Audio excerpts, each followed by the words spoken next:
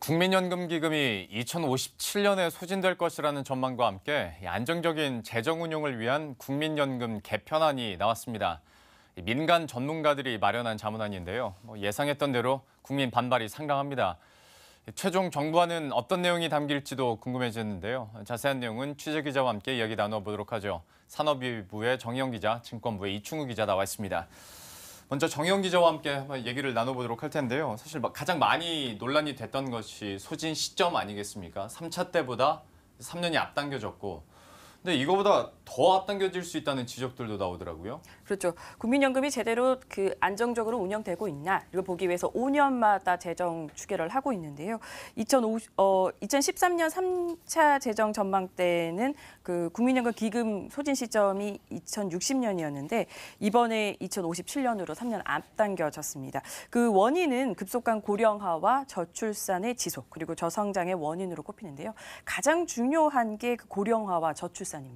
국민연금을 낼 사람들은 줄어들고 있는데 받을 사람들은 많아지고 있는 거죠. 예. 좀 보면은 국민연금 가입자 수는 올해 2천만 명 정도였는데 2088년에는 1천만 명 정도로 절반 가까이 줄어들 것으로 예상되고 있고요. 가입자 수 대비 연금 수급자 비중을 보면 올해는 16.8%였는데 2068년에는 124.1%로 증가할 것으로 분석됐습니다. 일부에서는 이 국민연금 소진 시점이 2057년보다 더 앞당겨질 것이다라는 견해도 나오고 있는데 이 저출산이 더 심각해지고 있기 때문입니다. 보통 2057년으로 낸 기준도 합계 출산율이 1.05명을 계속 유지할 것이다라는 가정하에 나온 수치입니다. 예. 그런데 올해 1분기만 보더라도 1.07명으로 1년 전보다 0.1명 줄었습니다.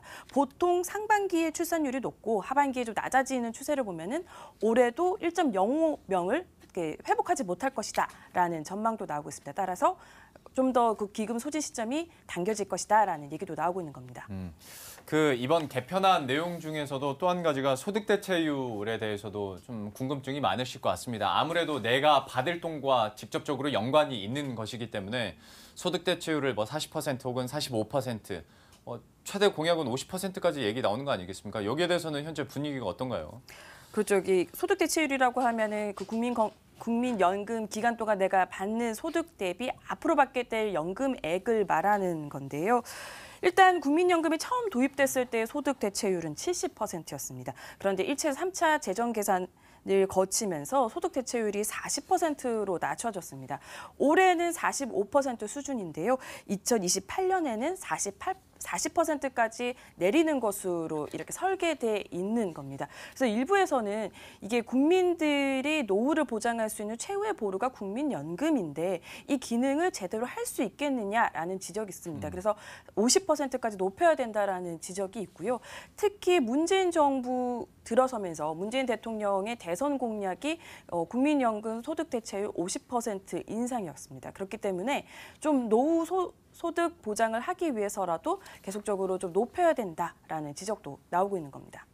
참 그런데 현재 상황을 보면 돈을 내는 사람은 계속 줄어들고 대신 현상 유지는 해야 된다면 결국 이제 그 적은 숫자 안에서 내는 돈을 늘리는 수밖에 없지 않습니까? 그런데 이게 국민적인 반발이 좀 클 것 같은데요. 그렇죠. 첫 번째 안은 소득 대출을 45%로 유지하는 건데 그러면 내년부터 보험료율이 1.8%포인트 인상이 됩니다. 예. 이렇게 끝나는 게 아니라 2030년부터는 소득 대체율을 재정 목표에 맞춰가지고 조정하게 되는데요. 보험료율은 최대 18%까지 오르게 됩니다. 두 번째 안은 소득 대체율을 40%로 낮추고 2028년까지 단계적으로 보험료율을 13.5%까지 높이는 건데요. 두 번째 안에서도 필요한 필요 보험료율은 17.2%입니다. 그러면 나머지 3.7%는 어떻게 할 것이냐? 국민연금을 받는 나이를 늦추거나 아니면 기초연금이나 이렇게 연계를 해서 좀 인상하는 효과를 3.7% 정도 인상하는 효과를 나타내겠다라는 건데요. 국민연금 보험료율은 1993년 3%에서 6%로 첫 번째 인상을 된 후 98년에 9%로 올랐습니다. 그 후로 20년간 계속 유지되고 있는데요. 전문가들은 일단은 인상을 좀 해야 한다라는 전망이 지배적입니다. 왜냐하면 OECD의 공적연금 평균 보험료율이 18% 정도라고 해요. 그렇기 때문에 여전히 절반 정도 수준이기 때문에 조금은 인상을 해야 되지 않겠냐라는 것이 지배적인 의견입니다. 참 이렇게 더 많이 내야 된다라는 사실에도 많은 분들이 반발을 하고 있는 상황인데 여기에다가 그 국민연금 고갈 논란이 나왔을 때 또 얘기 나왔던 게 수급 개시 연령을 좀 뒤로 미루자.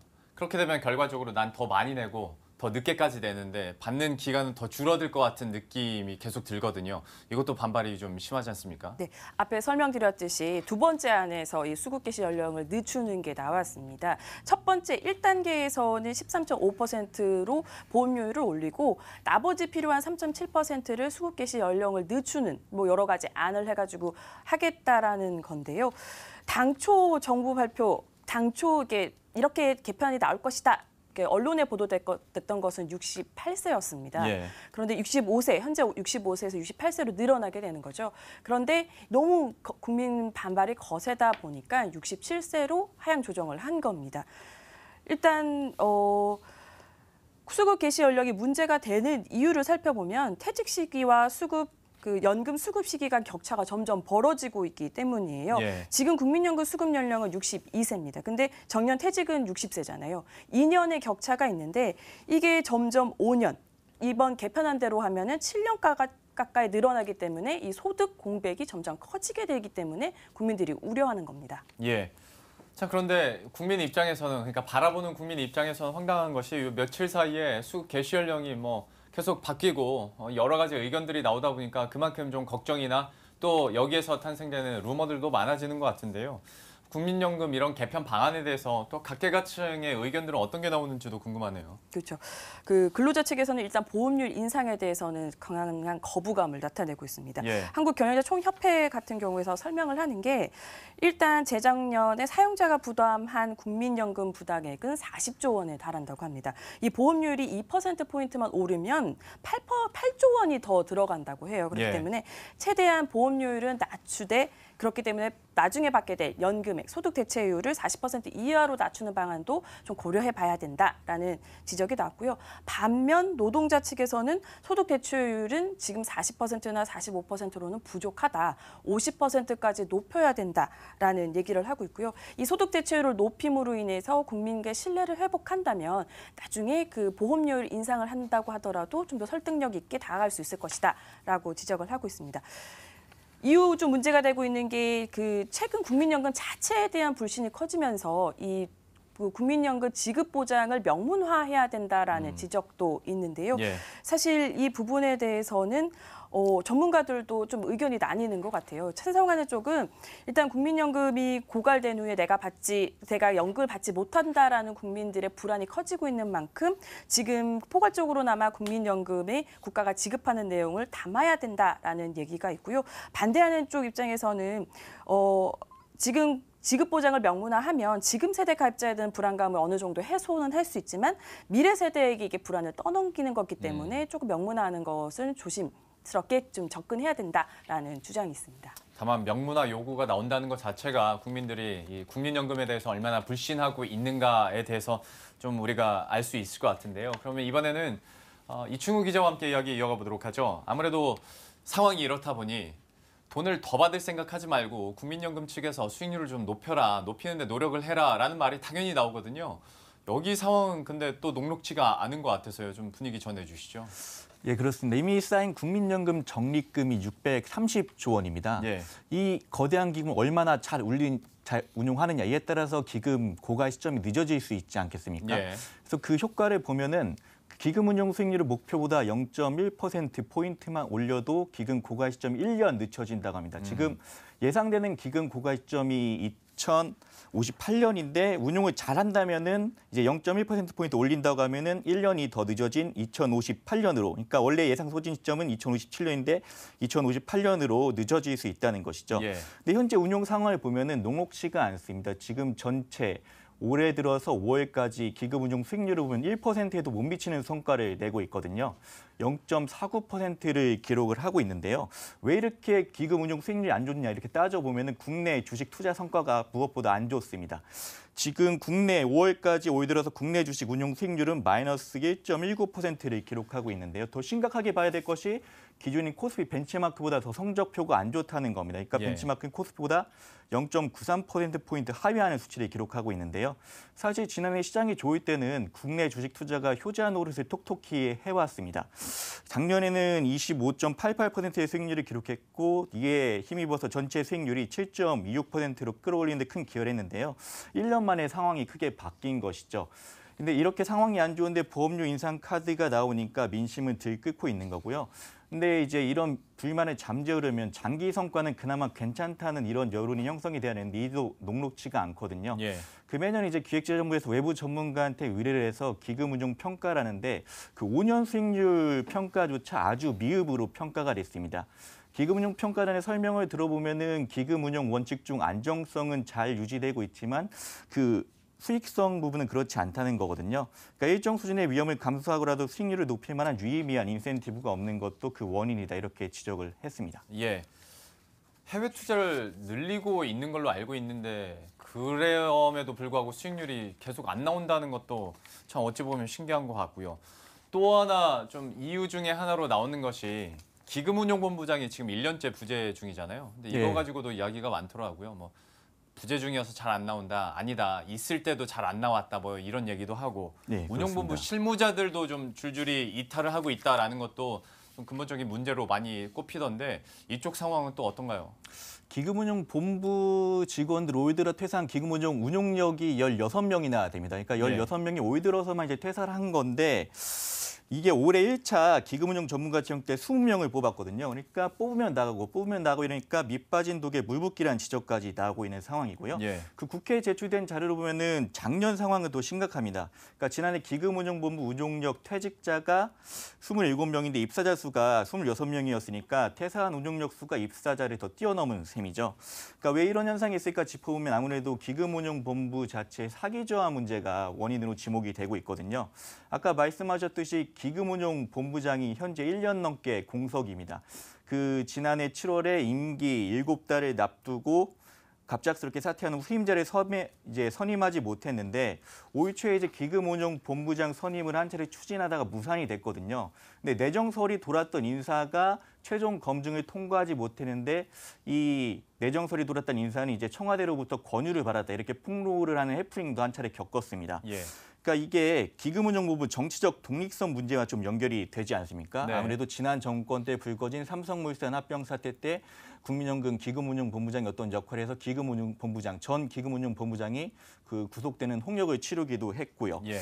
그럼에도 불구하고 이번 정권에서 또다시 이제 CIO 내정설이 불거지는 이런 사태가 나온 것인데 삼성물산 사태는 현재까지 좀 영향을 미치고 있습니다. 원래 기금운용본부장이 부재 중일 때 직무대리를 맡았던 실장이 있었는데 이 지난해 말에 회식 자리에서 이 실장급 인사가 그 삼성물산 관련해서 특검에 협조한 직원들을 나무랬다는 이유로 인사위원회 경고 조치를 받아가지고 또 이 실장급 인사는 실장급 밑에가 사퇴하는 데 영향을 미쳤거든요. 예. 그러니까 이런 사태로 인해서 간부까지 줄줄이 이탈하고 있는 상황이고 계속 정치적 논란에 휩싸이면서 국민 노후자금 운용한다 이런 프라이드, 자부심마저 좀 퇴색되고 있는 모습이고요. 이는 이제 운용력 이탈과 무관치 않다는 그런 분석이 나오고 있는 상황입니다. 참 이렇다 보니까 이 실타래를 어디서부터 풀어야 될지도 막막한 상황인데요. 이번 개편안 안에 기금 운용과 관련된 어떤 개편된 내용은 뭐가 있습니까? 아무래도 좀 금전적 보상을 좀 높여야 한다는 목소리가 많지 않겠습니까? 그래서 이런 부분을 반영해서 이제 글로벌 3대 연기금 수준의 성과 보상 체계를 마련해야 한다. 이런 것이 이제 기금 운용 발전안에 담겼고요. 무엇보다 매년 재정 주계 때마다 나오는 것이 기금이 이렇게 축적되다가 소진되는 시기에 금융자산을 또 팔아서 돈을 돌려줘야 되거든요. 근데 이번 공청에서 나온 내용을 보면은 그 규모가 상당히 큰 그 위존도가 큰 국내 채권 쪽 문제가 불거졌습니다. 그 국민연금 적립금에서 국내 채권 투자 비중이 46%에 달하는데 2041년 정점을 찍고 이제 적립금이 점차 소진하는 시기에 이 국내 채권을 처분하면서 시장에 미치는 영향이 좀 부정적일 수 있다는 것이죠. 예. 그래서 이런 채권 자산구 중에서 국내는 줄이고 해외 채권을 늘려야 한다 이런 방안이 이제 포함이 돼서 기금운용 발전 방안에 담겨서 발표가 됐습니다. 예. 그러면 이제 정의영 기자에게 마무리 질문 드려보도록 하죠. 이제 최종 정부안이 나와야 되지 않습니까? 어떤 내용이 좀 담길 것으로 예상이 됩니까? 네, 정부는 이제 9월까지 국민연금 종합 운영 계획을 마련하고 10월 이제 국회에 제출할 계획인데요. 예. 정부안의 핵심 키워드는 다층연금 체제가 될 것 같습니다. 이게 뭐냐면 국민연금 외에 퇴직연금과 기초연금 등을 연계해가지고 안정적인 노후 소득 보장 체계를 구축하겠다라는 내용인데요. 이 개편안 발표 전에 박능우 복지부 장관뿐만 아니라 그 이용화 국민연금 연구원장도 이 다층 연금 체계를 언급했습니다. 일단 국민연금이 1988년 도입됐고 기초연금은 2008년 그리고 퇴직연금은 2005년 도입이 됐는데요. 외형적으로 보면 이렇게 다층 연금 체계가 구축이 됐는데 그 노후 소득 보장을 위한 시너지는 굉장히 낮았습니다. 일단 기초연금 같은 경우에는 그 65세 이상 소득 하위 70% 노인에게 지급을 하고 있는데 실제 수급률은 굉장히 낮습니다. 67% 정도밖에 안 되고요. 퇴직연금도 지금 도입한 사업체가 16.8% 그리고 전체 상용 근로자가 53.4%밖에 안 됩니다. 그렇기 때문에 국민연금 외에 이 기초연금과 퇴직연금을 좀 보완을 해서 노후 소득을 안정화시킬 수 있는 방안으로 갈 것 같은데요. 일단 보험료 인상을 올리는 것 자체가 국민의 반발이 크기 때문에 이 다층 연금 체계로 갈 것 같습니다. 그렇기 때문에 이안이 채택될 확률이 높은데 다만 문제는 소득 대체율이 낮다라는 거. 특히 문재인 대통령이 소득 대체율 50%를 공약으로 내건 만큼 이 격차를 어떻게 줄일지에 대한 정부의 고민이 클 것 같고요. 일단 국민들이 국민연금 자체에 대한 거부감이 크기 때문에 이 지급 보장을 명문화하는 것이 정부 안에 포함될지 안 될지도 지켜봐야 될 부분인 것 같습니다. 참 큰 관심을 받고 있는 국민연금 문제인데요. 과연 개편안에 어떤 내용들이 담길지도 한번 지켜보도록 하죠. 지금까지 정의영 기자, 이충우 기자 함께했습니다. 고맙습니다. 감사합니다.